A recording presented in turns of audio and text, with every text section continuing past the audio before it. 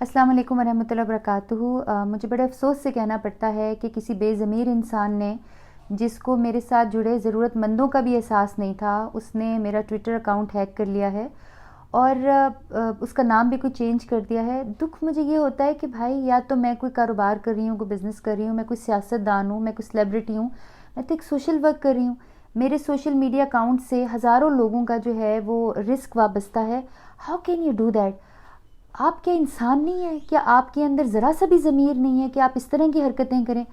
تو آپ سب لوگوں سے میں یہ ریکویسٹ کروں گی کہ اب آپ کی ذمہ داری یہ ہے کہ آپ کو پتہ ہے کہ میری فاؤنڈیشن جو ہے وہ میرے ذاتی فنڈز پہ چلتی ہے، اور ہمیں اس طرح کی ٹویٹ سے فائدہ یہ ہوتا ہے کہ جو چیزیں میں بیچتی ہوں اس کا جو فائدہ ہے، اس کا جو منافع ہے، وہ غریب خواتین اور ان کی فیملیز تک جاتا ہے۔